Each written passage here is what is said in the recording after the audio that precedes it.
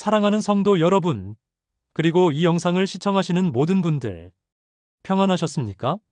오늘 저는 여러분과 함께 우리 생애의 가장 근본적인 질문이자 가장 강력한 답을 품고 있는 주제를 깊이 있게 나누고자 합니다.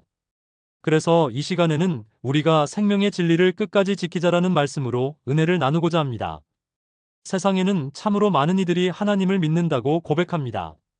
수많은 교회가 세워져 있고 나는 그리스도인이다라는 신앙의 고백은 이제 더 이상 낯선 말이 아닙니다. 그러나 단지 믿는다는 말만으로 충분할까요? 과연 우리는 무엇을 믿어야 하며 어떻게 믿어야 하는 것일까요? 참으로 중요한 것은 우리가 하나님의 생명의 진리를 바르게 알고 바르게 믿고 그리고 그 진리를 죽음이 우리를 갈라놓을 때까지 끝까지 지켜서 영원한 하늘나라의 약속을 붙드는 것입니다. 오늘 우리는 시대를 초월하는 이 영원한 진리를 디모데전서, 요한복음, 그리고 마태복음의 말씀을 통해 깊이 탐구해 볼 것입니다. 영생의 근원이 어디에 있는지, 그 영생에 참여하기 위한 구체적인 조건은 무엇인지, 그리고 우리가 이 진리를 왜, 어떻게 끝까지 지켜야 하는지.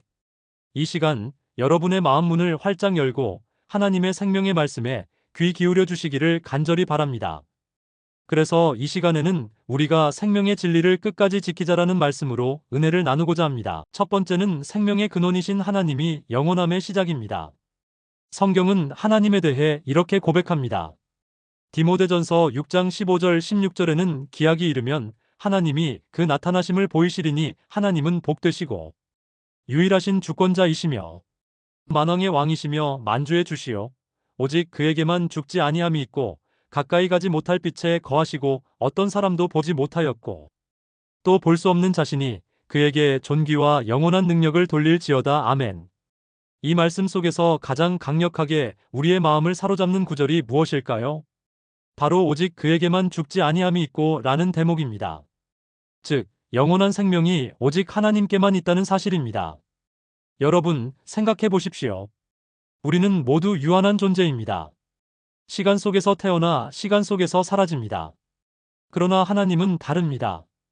그분은 시작도 끝도 없으신 분, 시간을 창조하시고 시간을 초월하신 분, 영원한 존재 그 자체이십니다. 그래서 그분만이 진정한 생명의 근원이 되시는 것입니다. 어떤 생명도 하나님께로부터 오지 않고서는 존재할 수 없습니다. 이것이 바로 우리가 믿는 하나님의 첫 번째 속성이자 우리가 영생을 이야기할 때 가장 먼저 붙들어야 할 진리입니다. 그렇다면 우리는 자연스럽게 이런 질문을 던지게 됩니다. 만약 영원한 생명이 하나님께만 있다면 우리가 어떻게 그 영생에 참여할 수 있을까요? 단순히 입술로 하나님 믿습니다 고백하는 것만으로 가능한 일일까요? 세상 사람들은 영생을 얻기 위해 명상이나 수련 혹은 선행을 쌓는다고 말합니다. 어떤 이들은 영생이 윤회나 환생을 통해 이루어진다고 믿기도 합니다. 그러나 성경은 이러한 인간적인 방법론이 아니라 하나님께서 친히 정하신 구체적인 길을 제시합니다. 우리에게 필요한 것은 순간적인 감정이나 열정이 아니라 하나님께서 계시하신 그 방법을 바르게 이해하고 순종하며 실천하는 것입니다. 두 번째로 예수 그리스도의 살과 피는 영생의 유일한 조건입니다. 그렇다면 하나님께서 우리에게 알려주신 그 구체적인 길은 무엇일까요? 그 해답은 바로 예수 그리스도께 있습니다. 요한복음 6장 53절에서 예수님은 우리에게 너무나도 분명하고 때로는 충격적이기까지 한 말씀을 선포하십니다. 예수께서 이르시되 내가 진실로 진실로 너희에게 이르노니 인자의 살을 먹지 아니하고 인자의 피를 마시지 아니하면 너희 속에 생명이 없느니라. 이 말씀은 결코 가볍게 들을 수 있는 말씀이 아닙니다. 예수님의 살과 피를 먹고 마시지 않으면 우리 속에 생명이 없다고 단호하게 말씀하십니다. 여기서 먹고 마신다는 표현은 단순히 문자적인 의미의 식사를 넘어 예수님과의 깊고 영적인 연합을 가리킵니다. 우리는 예수님의 살과 피에 참여함으로 그분의 생명에 동참하게 되고 그분 안에 거하는 삶을 살아가게 되는 것입니다. 예수님께서는 이어서 내 살은 참된 양식이요 내 피는 참된 음료라 하시며 이를 먹고 마시는 자는 영생을 가진다고 명확하게 약속하십니다. 이것은 마치 우리가 육신의 양식을 먹고 마셔야 육체가 생명을 유지하는 것과 같습니다. 영혼의 생명을 위해서는 예수님의 생명을 받아들여야만 합니다. 사랑하는 여러분, 영생은 어떤 고상한 철학적 사변이나 인간의 끊임없는 노력 혹은 선행의 결과로 얻어지는 것이 아닙니다. 그것은 오직 예수 그리스도께서 우리를 위해 흘리신 그 살과 피를 믿음으로 받아들일 때 주어지는 선물입니다. 이 진리를 믿고 받아들일 때 우리는 비로소 사망에서 생명으로 옮겨지는 놀라운 은혜를 경험하게 됩니다. 이것이 바로 하나님께서 우리에게 허락하신 유일하고 완전한 구원의 길입니다. 세 번째는 유월절은 살과 피를 나누는 새 언약의 표지입니다. 그렇다면 우리는 언제, 어떻게 예수님의 살과 피를 먹고 마실 수 있을까요? 예수님께서는 그 구체적인 방법을 직접 알려주셨습니다. 마태복음 26장 26절부터 28절 말씀입니다. 예수님께서 제자들과 함께 유월절 식사를 하시던 중 떡을 가져 축복하시고 떼어 제자들에게 주시며 말씀하십니다. 받아 먹으라, 이것이 내 몸이니라. 그리고 잔을 가지사 감사 기도하시고 그들에게 주시며 이르시되 너희가 다 이것을 마시라. 이것은 죄 사함을 얻게 하려고 많은 사람을 위하여 흘리는 바 나의 피 곧 언약의 피니라. 여러분, 이 말씀은 참으로 중요합니다. 예수님은 유월절 식사를 통해 자신의 살과 피를 상징적으로 그리고 동시에 실제적으로 제자들에게 나누어 주셨습니다. 구약시대 유월절은 이스라엘 백성이 애굽의 속박에서 해방된 날을 기념하는 절기였습니다. 어린 양의 피를 문설주에 바름으로 죽음의 재앙이 넘어갔던 날이죠. 그런데 예수님은 이 유월절을 새로운 의미로 완성하셨습니다. 예수님 자신이 흠없는 어린 양이 되셔서 우리 죄를 사하시기 위해 피 흘리신 것입니다. 이로써 유월절은 단지 과거의 사건을 기념하는 의식이 아니라 믿는 자들이 예수님의 생명에 참여하는 통로가 됩니다. 유월절을 통해 우리는 예수님의 살과 피를 먹고 마시는 신앙적 행위에 동참하게 되며 그 안에서 영원한 생명의 약속을 받게 되는 것입니다. 요약하자면 유월절은 예수님의 살과 피를 신자에게 나눠주는 새 언약의 표지이며 이를 통해 우리는 영생을 누리게 되는 것입니다. 이 유월절을 지키는 것은 예수님께서 우리에게 주신 가장 확실한 영생의 길입니다. 이 길을 통해 우리는 예수님과 하나가 되고 그분의 생명에 참여하며 영원한 하늘나라의 소망을 품게 되는 것입니다. 여러분의 교회는 이 새 언약의 유월절을 지키고 있습니까? 이것이 바로 우리가 참된 생명의 진리 가운데 있는지를 분별하는 매우 중요한 기준이 될 것입니다. 네 번째로는 진리교회와 거짓교회를 분별하는 기준은 영생의 실체를 찾는 것입니다. 사랑하는 성도 여러분, 오늘날 지구상에는 문자 그대로 수많은 교회들이 존재합니다. 어떤 교회는 외형상 화려하고 웅장한 건물로 시선을 압도하며 수만 명의 사람들을 모으기도 합니다. 유명한 목회자의 설교가 전 세계로 송출되기도 합니다. 그러나 중요한 것은 교회의 외형이나 규모, 명성이 아닙니다. 정말 중요한 것은 그 교회의 속에 담긴 실체가 무엇인가 하는 것입니다. 즉, 그 교회가 과연 하나님의 말씀과 예수님께서 세워주신 새 언약의 진리를 바르게 지키고 있는가가 참된 교회와 거짓 교회를 분별하는 가장 확실한 기준입니다. 겉으로 보기에는 규모가 크고 사회적 영향력이 있어 보이며 많은 사람들이 은혜 받았다고 말하는 교회일지라도 예수님께서 친히 주신 새 언약, 특히 영생의 약속이 담긴 유월절을 포함한 진리를 지키지 않는다면 안타깝게도 그 교회에는 영생의 실체가 없습니다. 그곳에서는 진정한 영생의 양식을 얻을 수 없는 것입니다. 반대로 어떤 교회는 세상 사람들이 보기에 작고 초라하며 보잘것없어 보일 수도 있습니다. 유명세를 타지도 못하고 화려한 건물도 없을 수 있습니다. 그러나 그 교회가 하나님의 계명을 충실히 지키며 예수님께서 세워주신 새 언약의 유월절 진리를 굳건히 고수한다면 그 교회야말로 참된 생명의 공동체입니다. 그곳에서 성도들은 예수님의 살과 피에 참여하며 영생의 약속을 확증받는 것입니다. 그러므로 사랑하는 여러분, 우리가 교회를 선택하거나 혹은 자신의 신앙생활을 점검할 때 반드시 과연 이 교회가 무엇을 지키고 있는가를 가장 중요한 관점으로 삼아야 합니다. 외형에 현혹되지 마십시오. 사람들의 숫자에 마음을 빼앗기지 마십시오. 오직 하나님의 말씀이 증거하는 진리가 있는가, 특별히 예수님께서 세워주신 새 언약의 유월절이 있는가를 냉철하게 분별해야 합니다. 여러분의 영원한 생명이 달려있는 문제입니다.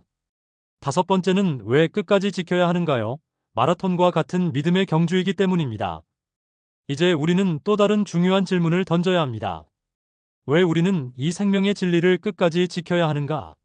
성경은 마지막 날이 가까워질수록 사람들의 믿음이 흔들리고 온갖 거짓이 판을 치며 많은 이들이 진리를 떠날 것이라고 분명히 경고합니다.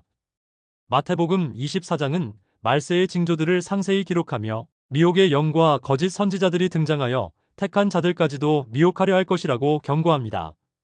이러한 때일수록 우리는 더욱 굳건히 서서 우리가 받은 생명의 진리를 죽음이 우리를 갈라놓을 때까지 끝까지 지켜야 하는 것입니다.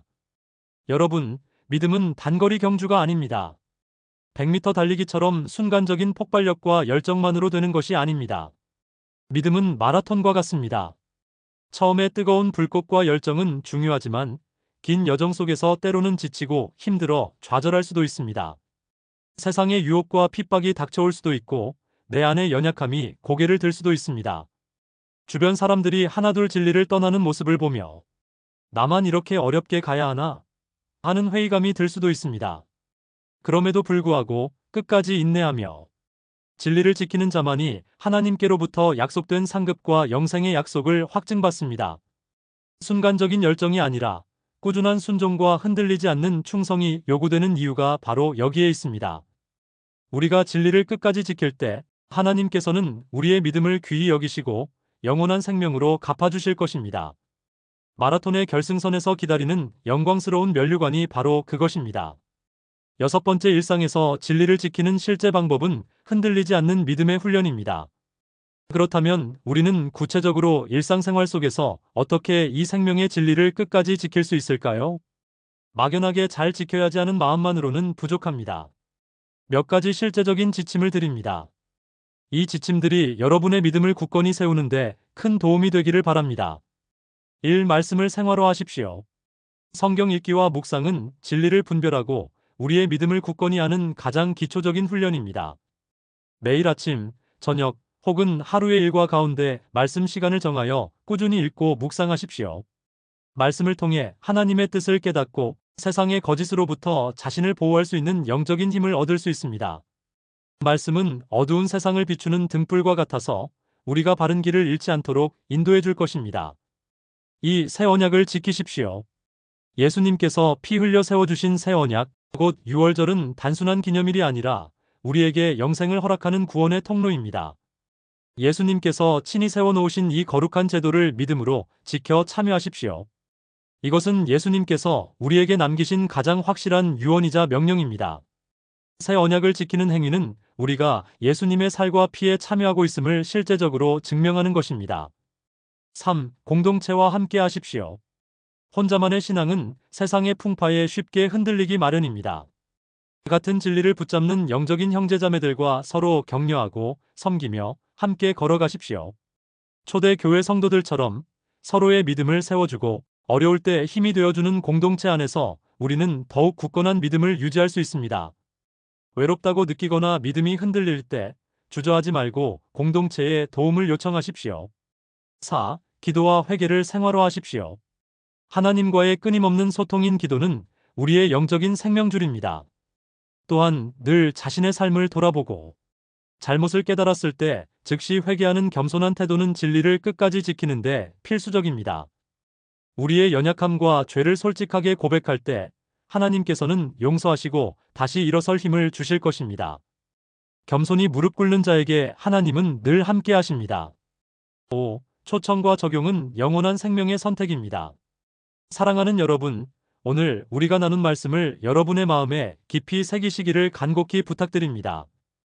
영원한 생명은 오직 하나님께만 있으며 그 영생은 예수 그리스도의 살과 피를 먹고 마시는 자들에게 주어집니다.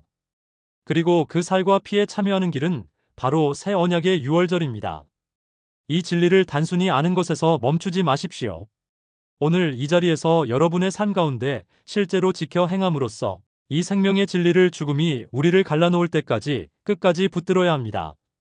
오늘 이 말씀을 통해 혹시 자신을 돌아보고 아직 새 언약의 진리를 알지 못했거나 올바른 교회를 찾지 못하셨다면 부디 진지하게 말씀을 탐구하시고 성경이 증거하는 진리 안으로 나아오시기를 간곡히 권합니다. 이미 이 진리 안에 계신 분들은 더욱 굳건히 지키시기를 바랍니다. 우리 모두가 흔들리지 않는 믿음으로 끝까지 진리를 지켜 마침내 하나님과 함께하는 영광의 자리에 서게 되기를 간절히 기도합니다. 이 영상이 여러분의 영적인 여정에 작은 등불이 되기를 소망합니다. 마지막으로 오늘 이 설교 영상이 여러분에게 유익하고 은혜가 되셨다면 구독과 좋아요를 꼭 눌러주세요. 알림 설정을 해주시면 다음 주에도 귀한 말씀을 가장 빠르게 만나보실 수 있습니다. 궁금한 점이나 나누고 싶은 간증이 있다면 주저하지 마시고 댓글로 남겨주십시오. 하나님 안에서 여러분의 영원한 생명이 풍성해지기를 축복합니다. 감사합니다.